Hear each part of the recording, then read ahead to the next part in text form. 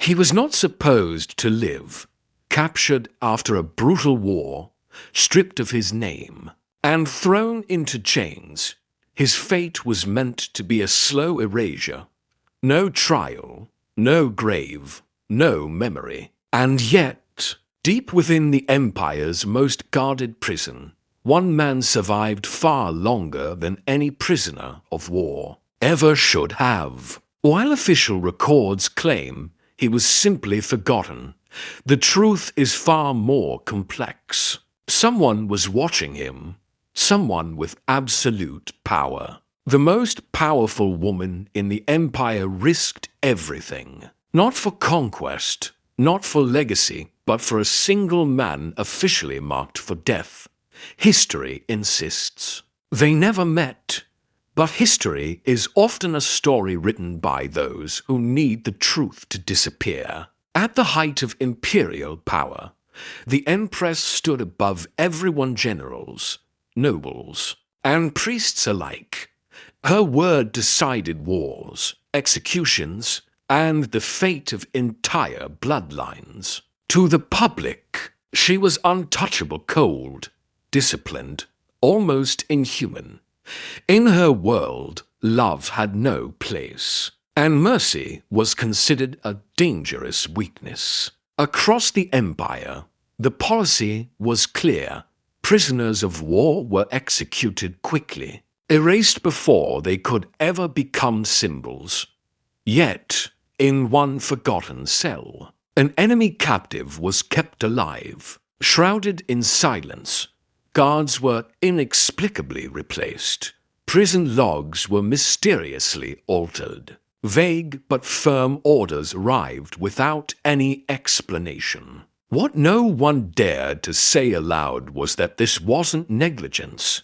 This was protection. This story isn't about a simple romance, the kind history books might sanitize and retell. This is about absolute power colliding with a forbidden desire. It is about a ruler trapped by the crushing weight of duty and a prisoner who represented everything she was sworn to destroy. Their connection, hidden behind locked doors and sealed documents, threatened the very stability of the Empire itself. If it were ever discovered, it wouldn't have ended in a minor scandal or a quiet exile. It would have triggered public executions and a full-blown political collapse. That is precisely why the official records were sanitized, why letters vanished into thin air, and why names were meticulously removed from the annals of history. Tonight, we uncover the forbidden affair an empire tried to burn from its memory, and the powerful truth behind the silence that followed. Join us as we piece together the story they never wanted you to hear. And don't forget to subscribe for more hidden histories. The war that should have been his end became the start of a story history was never meant to record. He was a commander, a scholar, a man so respected that the very empire he fought against both feared and admired him. When his army finally fell, he wasn't killed on the battlefield. He was captured alive, a rare fate, reserved for symbols too valuable to simply discard. Stripped of his armor, his identity, he was paraded through the capital, a trophy of war, before vanishing behind the cold stone walls of an imperial prison. His official status was awaiting judgment. In the language of the Empire, that meant death was just days away. But days turned into weeks, and weeks bled into months. Other prisoners came and went, most to the executioner's block. Yet he remained. The guards noticed strange things. He wasn't beaten. His wounds were treated. He was given parchment and books, a candle to read by. In an empire where survival itself was a crime, his was a deeply suspicious miracle. Whispers slithered through the prison corridors. Someone powerful, someone very high up, had taken an interest. But no one dared ask who, because in this place, questions often led to a cell of your own. Far above the prison's gloom, in marble halls lit by gold, the Empress ruled. Her world was a fortress of silence disguised as loyalty. Every courtier's smile was a carefully constructed mask. Every word spoken to her was filtered through layers of fear. Her life was an endless performance of power ceremonies, decrees, punishments all designed to remind the world that she was absolute, unchallengeable. Love had been surgically removed from her existence long ago, a necessary sacrifice for alliances and survival. She had learned a brutal lesson early on. Affection is a weapon that can be turned against any ruler. So she buried her heart deeper than any state secret. But absolute power is a lonely throne. Her advisors spoke, but never with honesty. Courtiers praised her, but never with genuine care. It was in this gilded cage of emptiness that news of the captured enemy commander reached her. He wasn't just a man, he was an idea, an enemy who spoke truth without flinching, who refused to beg for his life, who embodied everything her empire was designed to crush. It wasn't compassion that stirred within her. It was curiosity, a dangerous, forbidding curiosity about a man who could face his own death without fear. What truths might a man like that speak if he thought no one was listening? Their first meeting was never recorded in any official history. No document mentions the Empress descending into the lower depths of her own palace or the silent, unquestioning dispersal of guards. In the flickering torchlight of the prison, the dynamics of power twisted in a way no one could have predicted. She had expected to find hatred, a burning defiance. Instead, she found a calm, unnerving recognition in his eyes. He didn't kneel. He didn't plead for his life. He simply spoke to her as an equal, one ruler to another, stripped of all crowns and banners. For the first time in years, she wasn't being flattered or feared. She was being challenged. What began as interrogations soon spiraled into forbidden territory.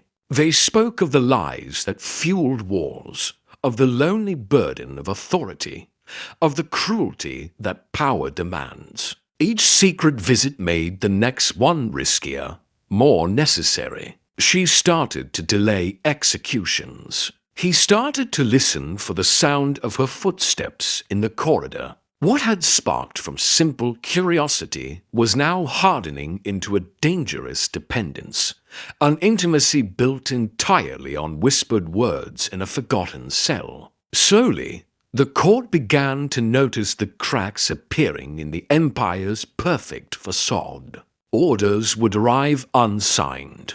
Prison schedules would shift without explanation. Trusted guards were suddenly reassigned to distant posts overnight. Her advisors began to whisper among themselves. They saw inconsistencies, a strange new mercy appearing where none had existed before. And in an empire built on fear, mercy isn't a virtue. It's a weakness. Factions within the court started to hunt for the source of this weakness. Some suspected a foreign plot. Others feared the Empress was losing her mind. No one, not for a second, suspected love. Because for a woman who ruled with an iron fist, love was considered an impossibility. Meanwhile, in the darkness below the palace, the prisoner had become more than a captive. He had become a mirror,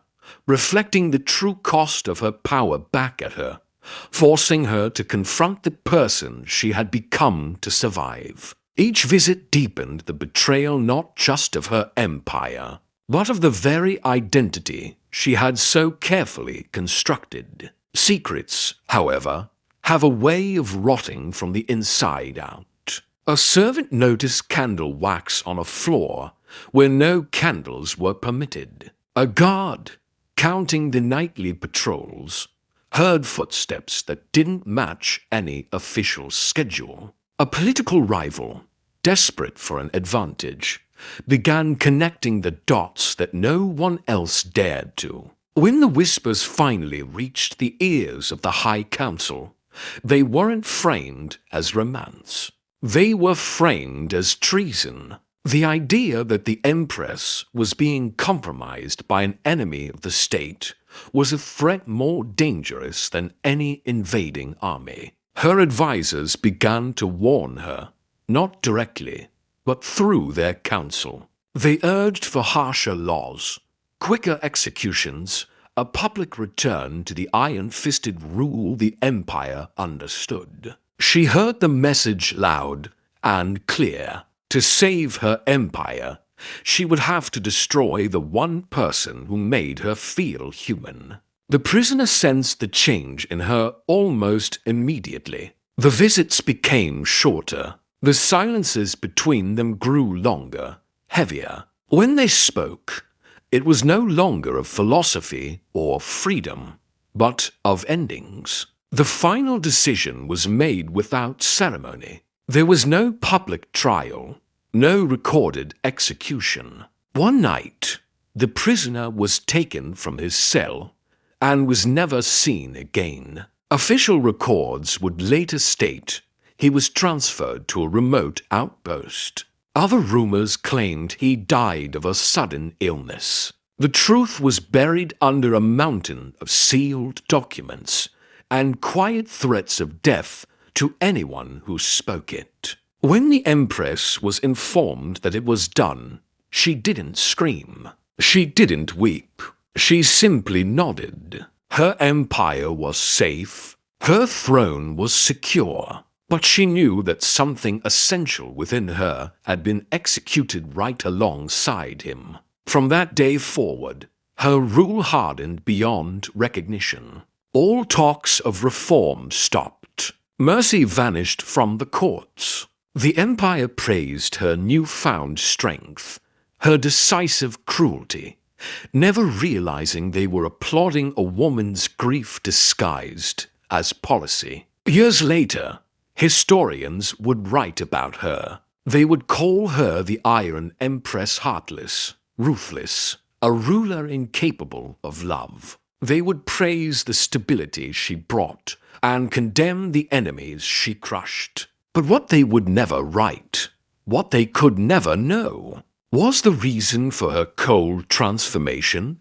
The letters were burned. The prison logs were rewritten. The prison itself was eventually torn down and renamed.